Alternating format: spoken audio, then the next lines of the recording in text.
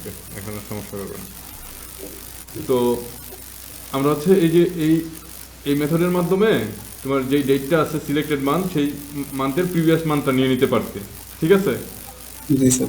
এই যে অলরেডি হচ্ছে আমি এখানে ট্রাই করে তোমার ডিবাগ করার জন্য আমি প্রিভিয়াস মান্থ যেটা পাইছি সেটা রিটার্ন করছিলাম। তো যখন আমি এই যে জানুয়ারি 24 দিছি, তখন হচ্ছে ডিসেম্বর 23 পাইছি।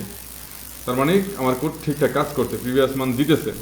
এখন এই প্রিভিয়াস মান্থ থেকে আমি কি করছি, আমার যেই স্টার্ট ডেট আছে, ইন ডেট আছে, সেটা নিতেছি। তো সেখানে হচ্ছে প্রিভিয়াস মান্থ স্টার্ট ডেট এবং প্রিভিয়াস মান্থ ইন ডেট এটা লিখবো।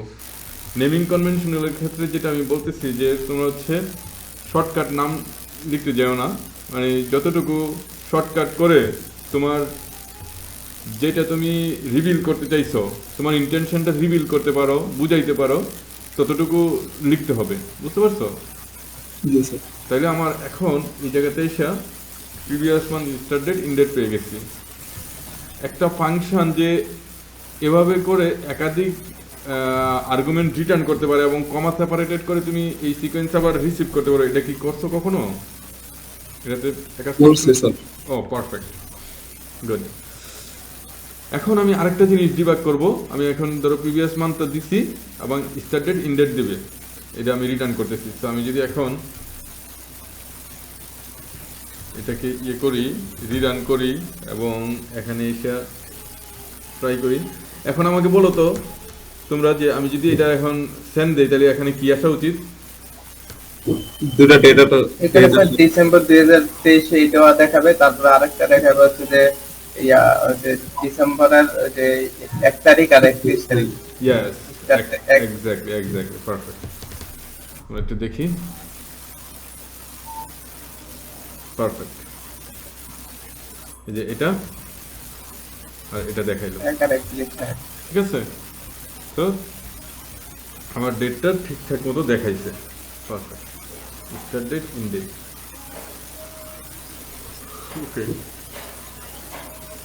এখন এখন আমার কি করতে হবে, এই যে এখানে যে ডাটাগুলো আমার আছে product wise summary formatted, product wise summary formatted যেটা দেখো, বুঝছো? আচ্ছা ঠিক আছে।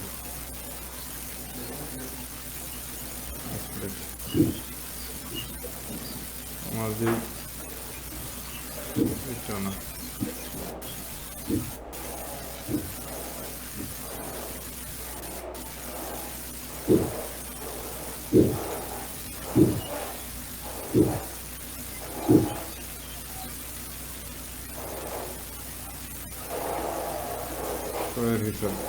আমার এই যে সামারিটা আছে, এই সামারিটা যদি আমি গত মাসের জন্য পেয়ে যাই এবং সেটা থেকে যদি আমি হচ্ছে জিনিসগুলোকে আবার সাম আপ করি, তাইলে তো আমার পারপাসটা ডান হয়ে যায়, তাই না?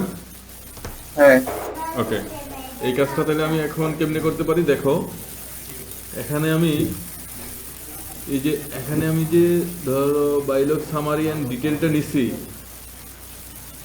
স্টার্ট ডেট ইন ডেট দিয়ে, এই জিনিসটা যদি আমি দুইবার কল করে দেই, সাপোজ এরকম করি, বাইলগ summary formatted,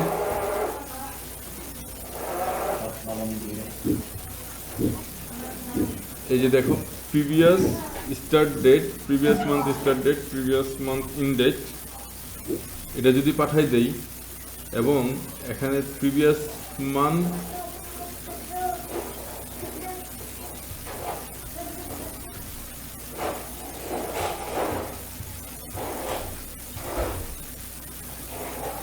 date was summary, then previous month,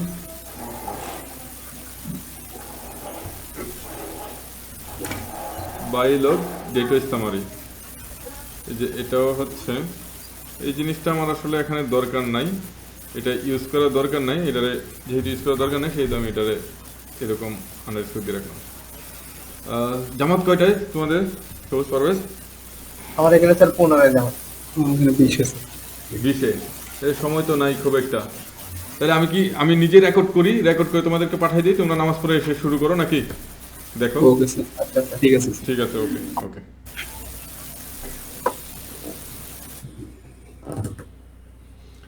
so এখন আমরা এখানে যেটা করতেছি সেটা হচ্ছে প্রিভিয়াস মান্থের যে সামারি, সেটা প্রোডাক্ট ওয়াইজ সামারি এবং হচ্ছে ডেট ওয়াইজ সামারি। মিনিং আমার এই যে এখানে যেই ডেট ওয়াইজ যে সামারি আছে, এই যে ডেট ওয়াইজ যে সামারি আছে, এই সামারিগুলো তো আমার আসলে এই প্রিভিয়াস মান্থের ডেট ওয়াইজ সামারিটাও দরকার নাই, প্রিভিয়াস মান্থেরটা আসলে দরকার নাই। তো সেই জন্য আমি এটা আন্ডারস্কোর দিয়ে রাখলাম। মানে জিনিসটা আমার দিতে হবে, কেউ না কেউ ডাটাটা রিসিভ করছে, এটা হইতে হবে, সেই জন্য আমি এটা আন্ডারস্কোর দিলাম। এবং এটা এটা মিন করছে যে আমি এই ডাটাটা নিয়ে কেয়ার করছি না, এই ডাটার আসলে কোনো নাম দিতেছি না, এটা নিয়ে আমি কোনো কাজই করব না। তো আমার এটা ঠিক হয়ে গেল। এখন আমার এই যে এই ভেরিয়েবলের মধ্যে গত মাসের যেই হিসাবটা ছিল, ধানের গুঁড়া, সুতা, খুদ, এটা কিন্তু আমি পেয়ে গেছি। ওকে, এটা যে আমি পেয়ে গেছি সেটা আমি হচ্ছে একটু দেখাবো। এখন আমি যদি এখন এই রিটার্নের মধ্যে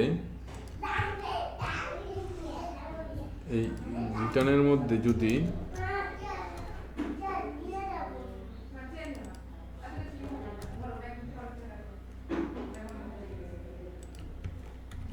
প্রিভিয়াস মান্থ এটা আর হচ্ছে এই যে কারেন্ট মান্থের যেটা আছে সেটা, এই দুইটাকে আমি পাঠাবো। তাইলে আমি হচ্ছে যদি দেখতে চাই, আব্বু আমি আমার কম্পিউটার ব্যবহার করে স্কুল ব্যাগে করে নিয়ে যাচ্ছি। তাই না বলো আম্মু?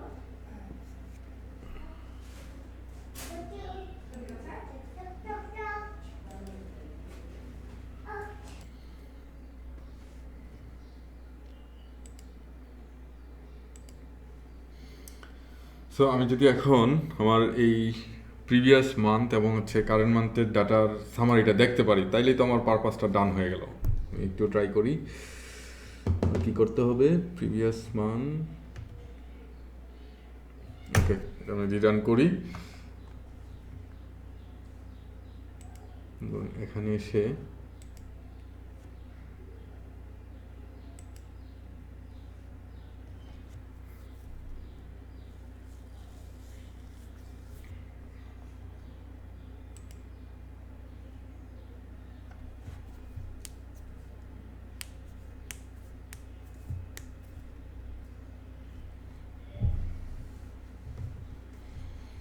ইয়াস, তাহলে আমি হচ্ছে এখানে দুটো জিনিস দেখতে পাচ্ছি।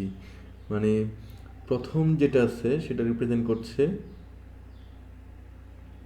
আমার প্রিভিয়াস মান্থের যে ডাটাটা, এরপর এটা রিপ্রেজেন্ট করতেছে কারেন্ট মান্থের ডাটাটা, সিলেক্টেড যে মান্থ আছে। অ্যাকচুয়ালি আমার প্রিভিয়াস মান্থের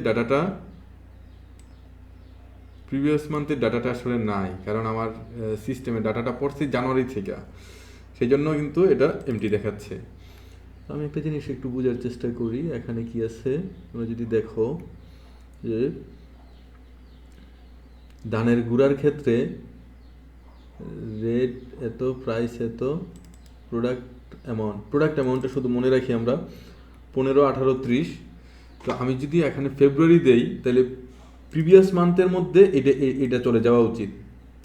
মানে আমি এখানে ফেব্রুয়ারি দিলে এটা তো জানুয়ারিটা এখানে দেখাবে আর কি। তো জানুয়ারিটা তো বর্তমানে এটা, তো আমি এটা দেখি, এটা মনে রাখি 15, 18, 30। ওকে,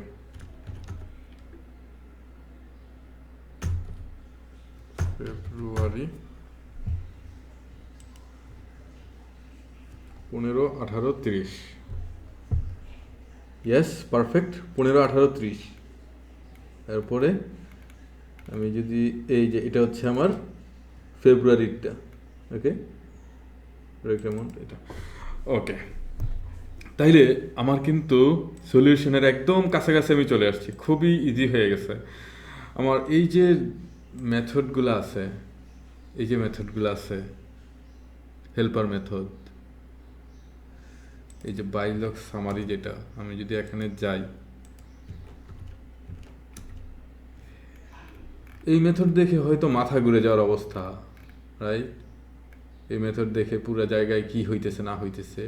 কিন্তু আমি যে এভাবে করে খুব ট্রিকি ওয়েতে মেথডগুলোকে এরকম খুব রিউজেবল কম্পোনেন্ট হিসেবে আলাদা করে নিয়ে নিছি, আমার এটা জানা দরকার নাই যে ওইখানে কি ঘটনা ঘটছে, কিন্তু আমি জানি যে এই মেথডে কি ডাটা পাঠাইলে আমি কি রিসিভ করব।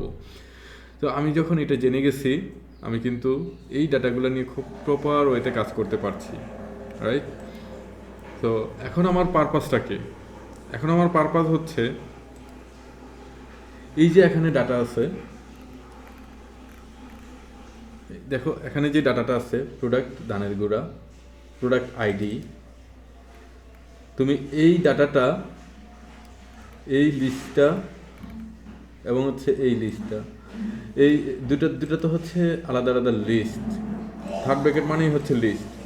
তো প্রত্যেকটা লিস্টের এক একটা আইটারেশন হচ্ছে এক একটা প্রোডাক্ট। তুমি হচ্ছে এই প্রিভিয়াস মান্থের এই জিনিসটাকে হচ্ছে ইয়েতে যাবা, লুপ থ্রো করবা। লুপ থ্রো করে এই যে প্রোডাক্টের যে অ্যামাউন্টটা আছে, প্রোডাক্টের যে প্রাইসটা আছে, এই প্রাইসের সাথে এর পরের প্রোডাক্টের প্রাইসটা যোগ করবা। মানে যেটা আমরা ডিসকাস করছি যে গত মাসে যেই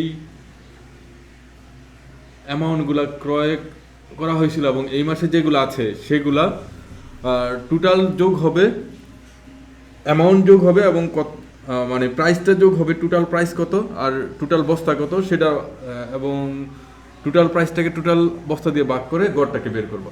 এখন আমি একটা জিনিস মিস করে ফেলছি, সেটা কি? গত মাসের যে বিক্রয়টা আছে সেটা শুধুমাত্র আমলে নিলে হবে না। গত মাসের যেটা ক্রয় আছে সেটা শুধু আমলে নিলে হবে না, গত মাসের বিক্রয়টাও নিয়ে আসতে হবে।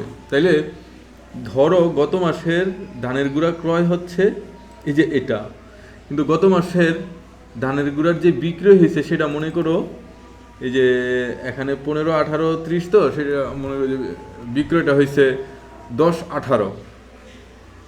তখন তোমার এই যে এটা থেকে ওটা মাইনাস হবে, মাইনাস হয়ে যে অ্যামাউন্টটা থাকে সেটাই অবশিষ্ট অ্যামাউন্ট। তো গত মাসের যে অবশিষ্ট অ্যামাউন্টটা ছিল সেই অ্যামাউন্টের যেই রেট, সেই অনুযায়ী যে টোটাল প্রাইস, সেই প্রাইসটা আর পরের মাসের যেই প্রাইস আছে সেটার সাথে যোগ হবে, এবং গত মাসের যেই টোটাল অ্যামাউন্টটা অবশিষ্ট ছিল সেই অ্যামাউন্টটা পরের মাসের ওই অ্যামাউন্টের সাথে যোগ হবে। যোগ হয়ে টোটাল যেই প্রাইস হয়েছে বাঘ টোটাল যেই নতুন বস্তা অথবা যেই পণ্যের পরিমাণ হয়েছে সেটা দিয়ে ভাগ করে গড় রেটটা পাওয়া যাবে। তাইলে এখন হচ্ছে বাকি কাজটা তোমরা সেমভাবে করে ফেলবা। সেটা করার জন্য আমি আরও একটু সহজ করে দেই। এখানে বাই লগে তোমার যেরকম এরকম রিউজেবল মেথড আছে, সেল লগের মধ্যেও সেরকম থাকার কথা। পারফেক্ট। দেখো সেল লগের মধ্যেও কিন্তু তুমি সেভাবে করে পাইতেছো ডাটাগুলো। এখানে থার্ড ব্র্যাকেট আসলে দরকার নাই।